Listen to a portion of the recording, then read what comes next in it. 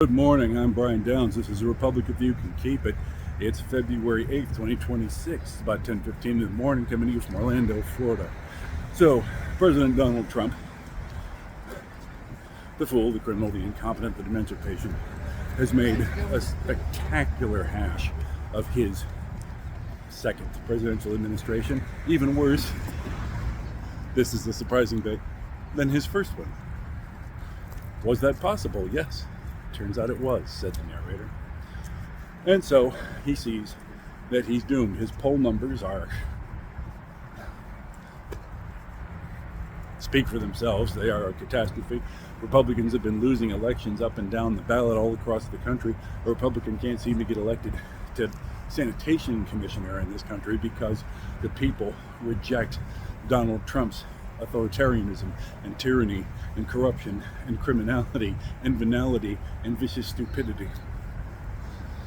So, of course, Donald Trump is now nattering on Mr. Bongino's podcast, the man who was a podcaster, then briefly had a high-ranking position at the Federal Bureau of Investigation, then quit that, having seen horrors beyond his comprehension in the Epstein files, and is now back to being a podcaster, fielding questions from his audience like, gee, why didn't you clean up the swamp while you were in there?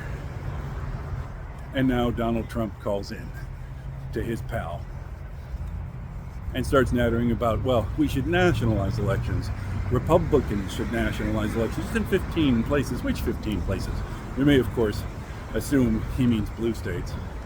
We should rewrite the rules that govern the midterm elections in order to favor me. Well, there's one thing that Donald Trump does brilliantly, and that's be himself. He can do nothing else. He is a tool with one purpose. He cannot admit defeat, even when he's on fire from the crotch down. He cannot admit a mistake. He cannot apologize. He cannot say, yes, I'm doomed.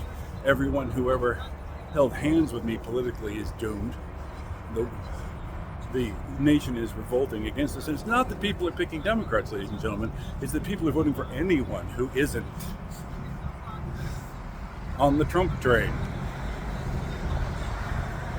As the Trump train is headed at full speed downhill at about a 60-degree incline into the volcano.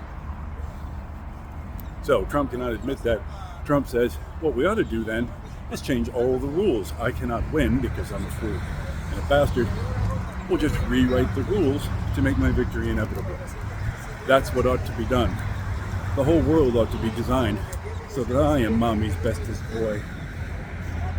And everyone will recognize how smart and how capable, how fearsome I am. I, as recently portrayed in the famous lion-themed video where the Obamas, Barack and Michelle, are portrayed as apes. I am the predator. I hunt and kill where I wish, and I will be praised and rewarded. All we have to do is rewrite the rules, ignore the Constitution, throw out the rule of law, and otherwise behave like a tin-pot dictator. Any president should be removed from office, impeached, and removed for suggesting such a thing. Any president at all. It is becoming more and more of a shame and discredit to those people who are in a position to impeach Donald Trump, to those people who are in a position to activate the 25th Amendment and remove him for his obvious mounting insanity and dementia, but they have not done so. But the day comes. On the horizon is the victory. Do not give up. The man is a fool and a liar and a criminal. And if he avoids prison, it will only be because his dementia has made him legally incompetent. But he will be out of the Oval Office, and we will return this nation to sanity. The day comes.